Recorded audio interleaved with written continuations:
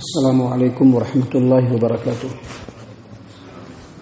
اعوذ باللہ من الشیطان الرجیم، بسم اللہ الرحمن الرحیم۔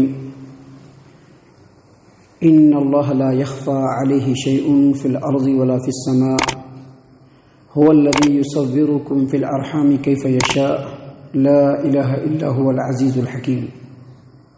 بے شک زمین میں اور آسمانوں میں کوئی بھی چیز اللہ تبارک و تعالیٰ سے پوشیدہ نہیں رہ سکتی۔ وہ ذات ہے اللہ تبارک و تعالیٰ، اور وہی ہے کہ جیسے چاہے تمہارے ماؤں کے پیٹ میں اللہ جیسے چاہے تمہارے شکل و صورت کو بنا دے، اس کے علاوہ کوئی عبادت کے لائق نہیں۔ وہ غالب ہے، حکمت والا ہے۔ محترم سامعین کرام، سورہ آل عمران سورہ نمبر 3 اور اسی صورت سے ابھی آپ کے سامنے آیت نمبر 5 اور آیت نمبر 6 یہ دو آیات تلاوت کی گئی، اور ان دونوں آیات کا ترجمہ بھی آپ کے سامنے پیش کیا گیا۔ جیسا کہ آپ دیکھ سکتے ہیں، پہلی جو آیت کریمہ ہے اس میں اللہ تبارک و تعالیٰ نے اپنے بارے میں یہ بتلایا ہے کہ بے شک اللہ تبارک و تعالیٰ آسمانوں میں یا زمین میں کوئی بھی چیز ہو وہ اللہ تبارک و تعالیٰ کی نظروں سے پوشیدہ نہیں ہو سکتی، اللہ تبارک و تعالیٰ کے علم سے باہر نہیں ہو سکتی۔ جیسا کہ اس سے پہلے ہم نے ایک بات آپ کو بتلائی تھی، حدیث کی بات، کہ نبی صلی اللہ علیہ وسلم نے فرمایا ہے کہ بالکل سخت سیاہ اور کالی رات ہو، اور کالی رات کے اندر بالکل سیاہ کالے پتھر پہ کالی چمٹی جو چلتی ہے تو اس کے چلنے کی دھمک کی آواز کو بھی اللہ تبارک و تعالیٰ سنتا ہے۔ یہ ہے اللہ تبارک و تعالیٰ، کچھ بھی اس کے علم سے باہر نہیں ہو سکتا ہے، ہر چیز اس کی جانکاری میں ہے، کوئی بھی چیز اسے پوشیدہ نہیں رہ سکتی۔ اسی لیے اللہ تبارک و تعالیٰ نے فرمایا کہ ان اللہ لا یخفی علیہ شیء فی الارض ولا فی السماء، بے شک اللہ تبارک و تعالیٰ زمین میں اور آسمانوں میں کوئی بھی چیز اس سے پوشیدہ نہیں رہ سکتی۔ هو الذی یصورکم فی الارحام کیف یشاء، اور وہی اللہ تبارک و تعالیٰ ہے کہ جیسے چاہتا ہے تمہارے ماؤں کے پیٹ میں تمہاری شکل و صورت کو بناتا ہے۔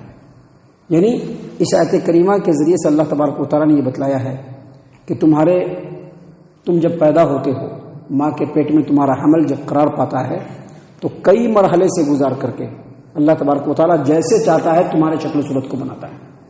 جیسا کہ اللہ تبارک و تعالیٰ نے قرآن کریم کے اندر ہی سورۃ الحج آیت نمبر 5 میں اللہ تبارک و تعالیٰ نے بیان فرمایا، یا ایھا الناس ان کنتم فی ریب من البعث فإنا خلقناکم من تراب، یعنی اے لوگو ہم نے تم کو مٹی سے پیدا کیا۔ فإنا خلقناکم من تراب، مٹی سے پیدا کیا، کیا مطلب؟ مٹی سے پیدا کیا اس کا مطلب یہ ہے کہ تمہاری اصل جو ہے وہ آدم علیہ السلام سے ہے۔ آدم علیہ السلام کو اللہ تبارک و تعالیٰ نے مٹی سے پیدا کیا۔ پھر آگے اللہ تبارک و تعالیٰ نے فرمایا کہ ثم من نطفۃ، اور اس کے بعد تم لوگوں کو اسی آدم کے خلاصے سے، یعنی جو انسان کا نطفہ ہوتا ہے، نطفے سے پیدا کیا ہے۔ اور پھر اللہ نے فرمایا ثم من علقۃ، اور پھر اللہ تبارک و تعالیٰ نے تم کو جمے ہوئے خون سے، یعنی پہلے جو ہے نطفہ ماں کے پیٹ میں حمل قرار پاتا ہے اور وہ 40 روز تک رہتا ہے۔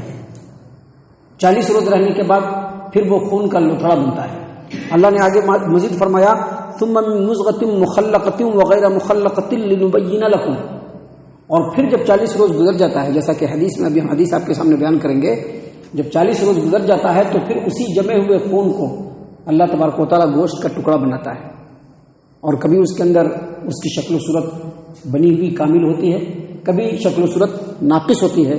اللہ فرماتے ہیں میں ایسا اس لیے کرتا ہوں تاکہ میں تم کو اپنی قدرت اور حکمت کا جلوہ دکھلاؤں کہ اللہ تبارک و تعالیٰ کس طرح سے حکمت والا ہے، کس طرح سے مکمل طور پر قدرت کاملہ اپنے اندر رکھتا ہے۔ اس کے بعد آگے اللہ تبارک و تعالیٰ نے فرمایا وَنُقِرُّ فِي الْأَرْحَامِ مَا نَشَاءُ إِلَىٰ أَجَلٍ مُّسَمًّى، اور جب وہ بوٹی بن جاتا ہے، گوشت کا ٹکڑا بن جاتا ہے، تو اللہ تبارک و تعالیٰ فرماتے ہیں کہ اس کے بعد ہم جتنا چاہتے ہیں، جتنے دن تک چاہتے ہیں، ماں کے پیٹ میں بچے کو رکھتے ہیں۔ اب دیکھ سکتے ہیں عام طور پر 7 مہینہ 9 مہینے میں بچہ پیدا ہوتا ہے، لیکن کبھی کبھی ایسا بھی ہوتا ہے کہ بچہ پہلے ہی ختم ہو جاتا ہے۔ اور ایسا بھی دنیا کے اندر ہے، اللہ تبارک و تعالیٰ نے ایسی بھی ہسٹری میں ہے کہ بعض بچے 2 سال تک ماں کے پیٹ میں رہے، 2 سال تک، اور جب نکلے اپنے ماں کے پیٹ سے تو ہنستے ہوئے نکلے. امام ضحاک کے بارے میں یہ بات آتی ہے کہ وہ 2 سال تک اپنے ماں کے پیٹ میں تھے, 2 سال کے بعد پیدا ہوئے تھے اور نکلے تھے تو ہنستے ہوئے نکلے تھے. تو اللہ جب تک چاہتا ہے, جتنا چاہتا ہے, ماں کے پیٹ میں بچے کو رکھتا ہے. محترم سامعین اکرام, اللہ کے رسول صلی اللہ علیہ وسلم کی حدیث ہے, صحیح البخاری کتاب التوحید اور صحیح بخاری کتاب احادیث الانبیاء اور صحیح مسلم کتاب القدر کی روایت ہے. عبداللہ بن مسعود رضی اللہ عنہ روایت کرتے ہیں کہ نبی صلی اللہ علیہ وسلم نے فرمایا کہ تم میں سے کسی کی پیدائش جو ہوتی ہے تو نطفہ ماں کے پیٹ میں رہتا ہے 40 دن اور 40 رات تک, اور پھر وہ نطفہ جمے ہوئے خون کی شکل اختیار کر لیتا ہے اور پھر وہ 40 دن تک رہتا ہے. پھر وہ جمع ہوا خون 40 دن تک رہتا ہے تو پھر وہ گوشت کی بوٹی بن جاتا ہے, گوشت کا ٹکڑا بن جاتا ہے. گوشت کی بوٹی گوشت کا ٹکڑا بنتا ہے اور پھر اللہ تبارک و تعالیٰ فرشتے کو بھیجتا ہے. 40 دن جب گزر جاتا ہے تو فرشتے کو بھیجتا ہے. فرشتے اس میں روح پھونکتے ہیں اور اللہ تبارک و تعالیٰ اس کو چار باتوں کا حکم دیتا ہے. ایک یہ کہ اس کا رزق لکھ دو, دوسرا یہ کہ اس کا عمل لکھ دو, تیسرا یہ کہ اس کی عمر لکھ دو, اور چوتھا یہ کہ وہ دنیا میں نیک بخت رہے گا کہ بدبخت رہے گا وہ لکھ دو. اور پھر اس کے بعد اس کی شکل و صورت بنائی جاتی ہے. تو اللہ تبارک و تعالیٰ نے اسی بات کو اس آیت کریمہ میں یہاں پر بیان فرمایا ہے کہ هو الذی یصورکم فی الارحام کیف یشاء, یعنی وہی اللہ تبارک و تعالیٰ ہے کہ تمہارے ماؤں کے پیٹ میں جیسے چاہتا ہے تمہاری شکل و صورت کو بناتا ہے. مرحلے سے گزار کر کے اللہ تبارک و تعالیٰ انسان کو پیدا کرتا ہے, اور اب تک اس روئے زمین پر کتنے انسان پیدا کیے اس کی کوئی گنتی نہیں ہے. بالکل اربوں خربوں کوئی بے شمار ہے ایک دم. اور اتنے سارے انسانوں کو پیدا کرنے کے بعد بھی آپ دیکھیں گے کہ کسی بھی انسان کی شکل ایک دوسرے سے کمپلیٹلی نہیں ملتی ہے. دیکھیے دنیا میں انسان کو جو اللہ پیدا کرتے ہیں اس میں بنیادی طور پر 3 ہی اختلاف ہوتا ہے. ایک رنگ و روپ کا اختلاف ہوتا ہے, اور دوسرا رنگ کا اختلاف ہوتا ہے, دوسرا جو ہے وہ قد کاٹھی کا اختلاف ہوتا ہے, اور تیسرا جو انسان کے جو نقوش ہوتے ہیں چہرے کے اس کا اختلاف ہوتا ہے. اللہ تبارک و تعالیٰ کی یہ قدرت کاملہ ہے کہ اللہ تبارک و تعالیٰ نے خربوں بے شمار انسان کو پیدا کیا ہے, لیکن ہر انسان کی شکل و صورت میں ایک ڈفرینٹ قسم کا اختلاف ہوتا ہے. کوئی کسی سے کمپلیٹ میچ نہیں کرتا ہے, کوئی کسی سے کمپلیٹ میچ نہیں کرتا ہے. اللہ تبارک و تعالیٰ کی یہ قدرت کاملہ ہے. اور پھر اللہ تبارک و تعالیٰ کی قدرت یہ بھی ہے کہ جب اللہ تبارک و تعالیٰ ماں کے پیٹ میں جب حمل قرار پاتا ہے اس وقت سے لے کر کے جتنے مرحلے گزرتے ہیں, جو جنین پیدا ہونے والا جو بچہ ہوتا ہے اس کی ہر ضرورت کو اللہ پوری کرتا ہے, ماں کے پیٹ میں ہی پوری کرتا ہے, اس کی مکمل پرورش کرتا ہے. اس کو جو جو چیز چاہیے اللہ تبارک و تعالیٰ وہاں تک پہنچاتا ہے, یہاں تک کہ وہ بچہ اپنے پورے مرحلے کو طے کر کے وہ بچہ جب پیدا ہوتا ہے ماں کے پیٹ سے اس کے بعد بھی اللہ تبارک و تعالیٰ ہی اس کی ضرورتوں کو مہیا کرتا ہے.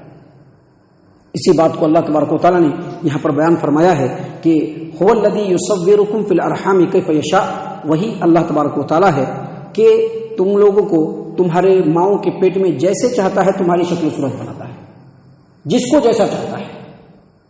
کوئی گورا ہوتا ہے تو کوئی کالا ہوتا ہے, کوئی لمبا ہوتا ہے تو کوئی چھوٹا ہوتا ہے, کوئی موٹا ہوتا ہے تو کوئی دبلا ہوتا ہے, کوئی طاقتور ہوتا ہے تو کوئی طاقتور نہیں ہوتا ہے. یہ سب اللہ تبارک و تعالیٰ کی قدرت ہے.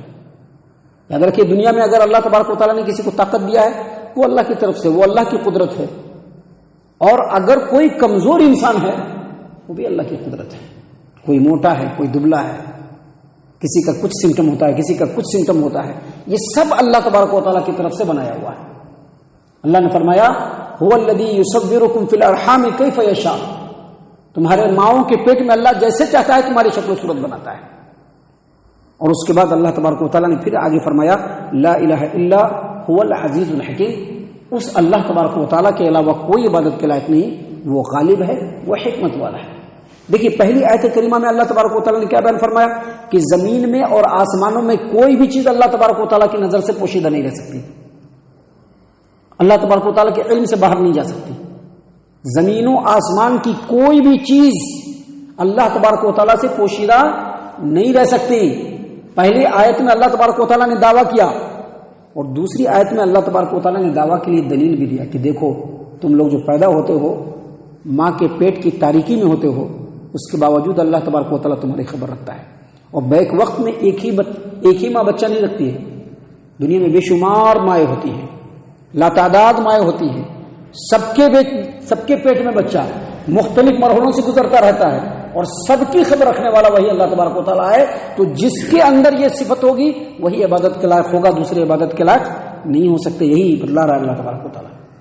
آج جو لوگ قبروں پہ جاتے ہیں، مزاروں پہ جاتے ہیں، مٹی اور پتھر کے بتوں کے سامنے جھکتے ہیں، پیڑ کے سامنے جھکتے ہیں، درخت کے سامنے جھکتے ہیں، پتھروں کو اپنا بھگوان مان لیتے ہیں، کہا کہ یہ سب کچھ بھی نہیں ہے.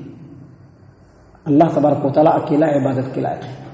اگر سر جھکانا ہے اللہ کے سامنے جھکاؤ، اگر عبادت کرنی ہے اللہ تبارک و تعالیٰ کی عبادت کرو، اگر مانگنا ہے تو اللہ تبارک و تعالیٰ سے مانگو، مانگنا ہے تو اللہ تبارک و تعالیٰ سے مانگو. عبادت کے لائق وہی. یاد رکھیے دعا کرنا بھی اللہ عبادت ہے. کوئی آدمی کہتا ہے کہ یا علی المدد، یا خواجہ المدد، یا غوث پاک المدد، سمجھ لیجیے کہ وہ شرک کر رہا ہے. کیونکہ علی وہ بھی مدد کے لیے نہیں آ سکتے ہیں، خواجہ بھی مدد کے لیے نہیں آ سکتے ہیں، غوث پاک بھی مدد کے لیے نہیں آ سکتے ہیں، کوئی مدد کے لیے نہیں آ سکتا کیونکہ وہ سب کے سب مر چکے ہیں. وہ سب کے سب اللہ کے مخلوق تھے، سب کے سب مر چکے ہیں، منو مٹی کے تلے دب چکے ہیں. لہذا اگر کوئی ایسا کہتا ہے کہ یا علی المدد، یا خواجہ بابا المدد، یا غوث الورا المدد، تو یقینی طور پر وہ آدمی اللہ تبارک و تعالیٰ کے ساتھ شرک کر رہا ہے. اور انہی باتوں کی تردید اللہ تبارک و تعالیٰ بیان فرما رہے ہیں کہ وہ لوگ تو مجبور ہیں لیکن اللہ تبارک و تعالیٰ بالکل صاحب اختیار ہے، ہر چیز کے اوپر اختیار رکھتا ہے، ہر وقت اختیار رکھتا ہے، ہر ایک کے اوپر اس کا علم ہر وقت احاطہ اپنے علم کے اندر کیے ہوا ہے. اللہ کے علاوہ کوئی عبادت کے لائق نہیں. اللہ نے آخر میں یہی بات کہا کہ لا الہ الا هو العزیز الحکیم. اللہ کے علاوہ کوئی عبادت کے لائق نہیں، وہ غالب ہے، حکمت والا ہے. محترم سامعین کرام، اس صورت میں ابھی آگے اور بھی بہت ساری باتیں ہیں جو اللہ تبارک و تعالیٰ نے ہماری ہدایت و رہنمائی کے لیے نازل فرمائے ہیں. انشاءاللہ وہ باتیں اپنے اپنے وقت پر آپ کے سامنے اللہ تبارک و تعالیٰ کی توفیق سے پیش کی جائے گی. اللہ تعالیٰ سے دعا ہے کہ اللہ تعالیٰ ہم تمام کو ان تمام باتوں کے اوپر خوب غور و فکر اور تدبر کرنے کی توفیق عنایت فرمائے. اللہ تعالیٰ ہم تمام کو صحیح معنوں میں پکا سچا مومن مسلمان بنائے. اللہ اور اس کے رسول صلی اللہ علیہ وسلم کی اطاعت و فرما برداری کرنے والا بنائے. صحابہ کرام رضی اللہ عنہم کے طریقے پر چلنے والا بنائے. جنت الفردوس میں جگہ عطا فرمائے. اے اللہ ہم تمام کو جہنم سے پناہ دے. اے رب العالمین ہم تمام کو جہنم سے پناہ دے. اے مالک الملک ہم تمام کو جہنم سے پناہ دے. آمین یا رب العالمین. وما علینا الا البلاغ المبین.